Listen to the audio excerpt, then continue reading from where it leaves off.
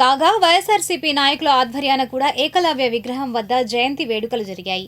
ఈ కార్యక్రమంలో వైఎస్ఆర్సీపీ నియోజకవర్గ సమన్వయకర్త దొందిరెడ్డి వేమారెడ్డి, బి వేణుగోపాల స్వామిరెడ్డి, ఇదురుమూడి డేవిడ్ రాజ్, వెంకటేశ్వరరావు తదితరులు పాల్గొన్నారు.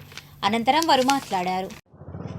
తాడేపల్లి పట్టణంలో మా ఏకలవ్య తెగకు సంబంధించిన నా సోదరులందరూ, అట్లాగే అంతకుముందు ఎస్టీ స్టేట్ ప్రెసిడెంట్ చేసిన గుండా సురేంద్ర ఇక్కడికి రావటం, ఈ కార్యక్రమాన్ని నిర్వహించటం ఏకలవ్య జయంతి సందర్భంగా. పురాణాల్లో అప్పటి నుంచి కూడా ఈ తెగని నెగ్లెక్ట్ చేశారనేది ప్రస్ఫుటం అందరికీ తెలిసిన విషయం. దానికి ఆయన పట్టుదలతో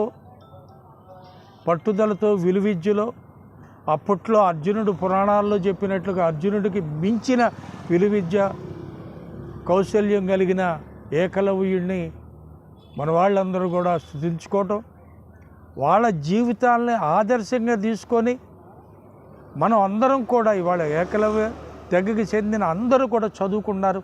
నేను వచ్చినప్పటి నుంచి మన ప్రాంతంలో ఉన్న ఇక్కడ వాళ్ళు కూడా చదువుల మీద శ్రద్ధ పెట్టారు, చదువుకుంటున్నారు, ముందుకెళ్తున్నారు, అభివృద్ధి చెందుతున్నారు. ఇప్పుడు మన సురేంద్ర చెప్పినట్లుగా రాష్ట్రంలో జగన్మోహన్ రెడ్డి గారు వచ్చిన తర్వాత ఈ తెగకు సపరేట్ గుర్తింపు తెచ్చి సపరేట్గా ఈ తెగను కూడా మనం ముందుకు తీసుకెళ్లాలనే ఆలోచనతో ముందుకెళ్తున్న సందర్భం. ఇవన్నీ కూడా చదువుకున్న పిల్లలు మన వాళ్ళందరూ కూడా గ్రహించాలి. అసలు ఈ డెమోక్రసీ ఏంటి, డెమోక్రసీలో మన వంతు ఎక్కడికున్నాం. మన పెద్దలు, మీ నాన్నలు, తాతలు, తండ్రులు వీళ్ళందరూ కష్టపడి మిమ్మల్ని చదివించి పెంచి పెద్ద చేసి ఒక స్థితికి వచ్చిన తర్వాత మన కాంట్రిబ్యూషన్ ఏంటి మన జాతికి అనేది ఇవాళ కొద్దిగా 4 అడుగులు ముందులో ఉన్న ఈ జాతి అంతా కూడా ఒక ప్రతీక, ఒక స్వయం కృషి, ఒక పట్టుదల, ఒక అంకిత భావానికి ప్రతీక ఏకలవ్యుడు.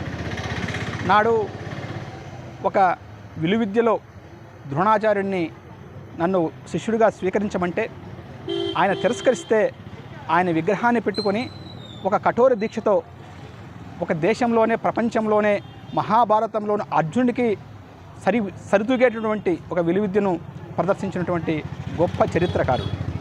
అటువంటి చరిత్రకారుడు ఇవాళ మనం అంతా కూడా గమనించాల్సిన అంశం ఏంటంటే, ఆ రోజు ఆయన వివక్షకు గురైతే అదే వివక్ష ఈనాటి యుగంలో ఉండకూడదు, సమాన అవకాశాలు విద్యలో అందరికీ అందాలనేటువంటి ఒక బృహత్కరమైనటువంటి ఆలోచన చేసి ఆనాడు కేంద్ర ప్రభుత్వం 97-98 దశకంలో ఈఎంఆర్ఎస్ ఏకలవ్య మోడల్ రెసిడెన్షియల్ స్కూల్ను కూడా ఏకలవ్యుని పేరుతో ఏర్పాటు చేసి మరి పేద విద్యార్థులకు ఎవరెవరైతే ఏకలవ్య వారసులు ఉన్నారో ప్రతిభ ఉండి కూడా వారికి అవకాశాలు రాకున్నటువంటి కొంతమందికి అవకాశాలు కల్పించాలనేటువంటి ఉద్దేశంతో ఆ రోజు ఈఎంఆర్ఎస్ స్కూల్ను ఏర్పాటు చేసి వారికి వసతితో కూడినటువంటి విద్యను అభ్యసించి మరి అదే క్రమంలో మరి జగన్మోహన్ రెడ్డి గారు అధికారంలోకి వచ్చిన తర్వాత ఏదైతే గిరిజన పిల్లలు ప్రతిభ ఉండి వారు పేదరికానికి దూరంగా, భౌగోళిక పరిస్థితులకు దూరంగా, అనేక సందర్భాల్లో దూరంగా ఉండే వాళ్ళని ఎలాగైనా ఆ రోజు ఏకలవ్యుడు వివక్షకు గురయ్యాడు. కాబట్టి అటువంటి వివక్ష ఈ ఆధునిక యుగంలో జగన్మోహన్ రెడ్డి గారి పరిపాలనలో ఉండకూడదనే ఉద్దేశంతో ఇవాళ పాఠశాలను డిజిటలైజేషన్ చేసి